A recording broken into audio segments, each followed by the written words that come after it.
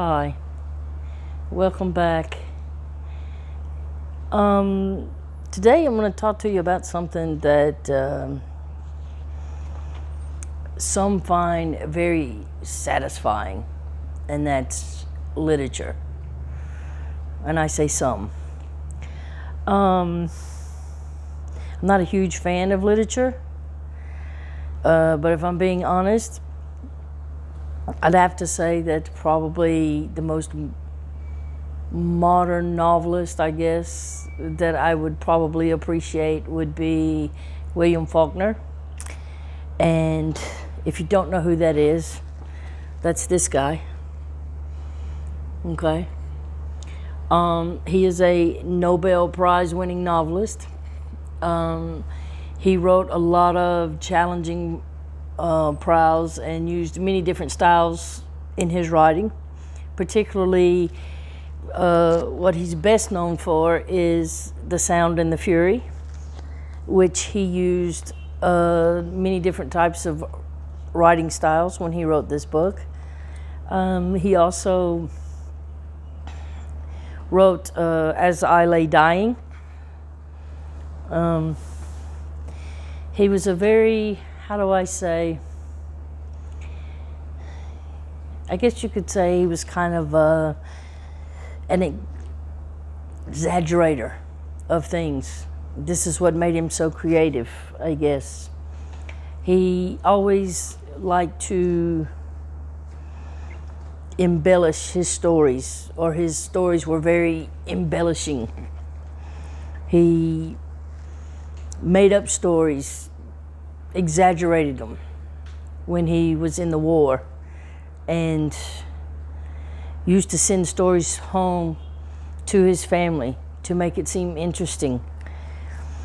And all throughout his life, he wrote many different short stories and essays, and he worked for the Mississippian, which is a newspaper from his hometown. Very accomplished writer. A little hard to understand, but he is known as the old Colonel. Everybody called him this because when he wrote with, he was very articulate with the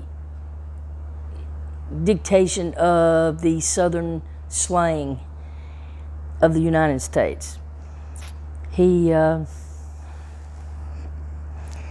He's called the writer of the American South, and he knew how to write and seem very realistic when he wrote, because this is his roots. This was his home area, his home region. Yeah. And I don't know, he started out writing poetry, and he met a guy that I think his name was Philip Stone. He met a guy who became a mentor to him, and his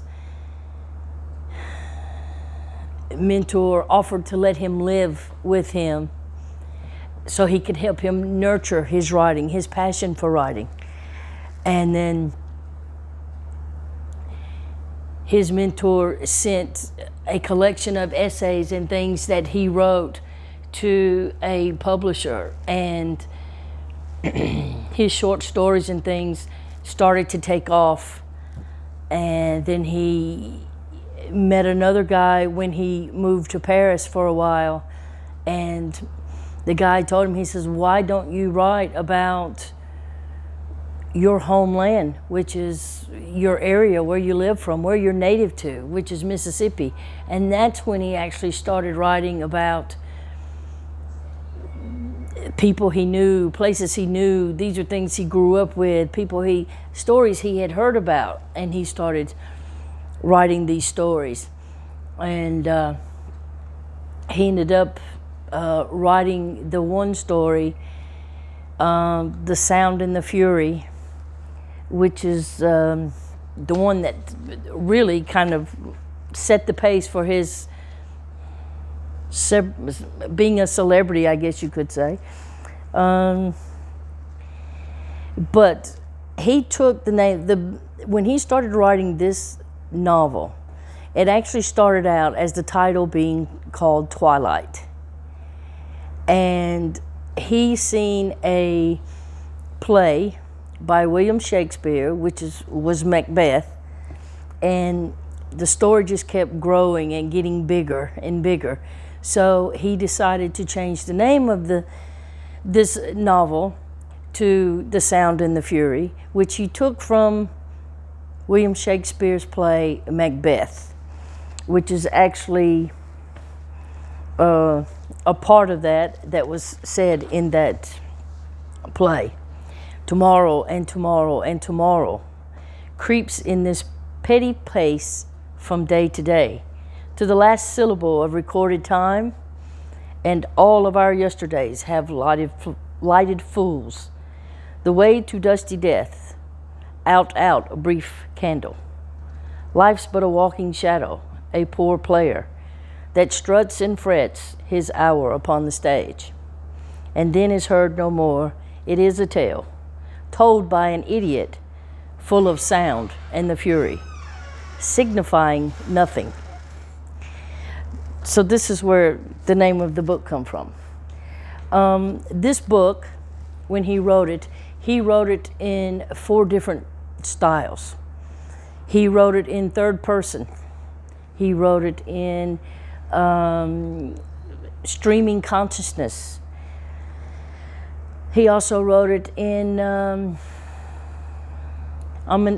omniscience. I don't want to say it's third person omniscience, I think is what it was. He didn't actually have, he tried to write the book according to the character's point of view. And he put himself in that character's shoes so that he could write that book. And I will say this, in 1949, when he finally won the Nobel Peace, or not the Nobel Peace, the Nobel Prize for Literature, a lot of people claim that he is the most creative and the most articulate writer of America, of literature.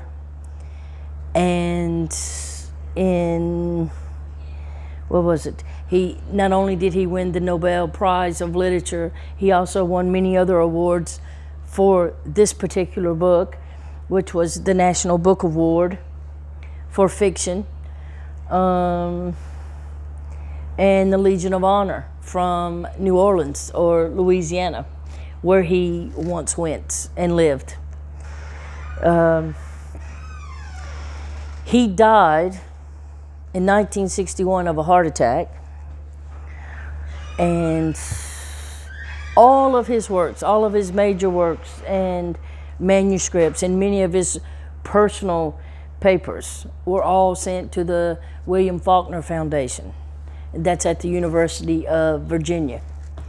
Where I'm from, we also have a university, Faulkner University, which was named after this gentleman. Okay. But on that note, I will say this.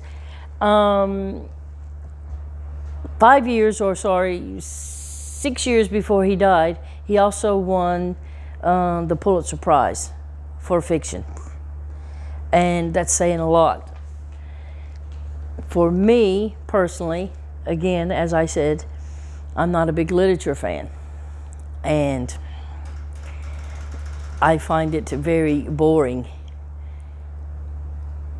And I will say, I Googled it and tried to find out what is the purpose of literature for today's world.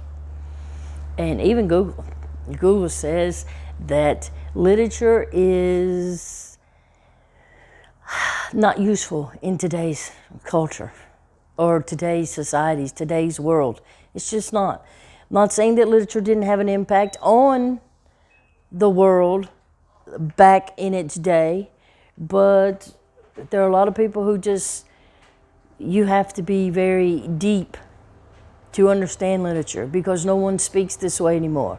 It has, sure, molded and created a lot of things that we have done over the years to this point. But literature is now almost like, I guess some would say, a dying art.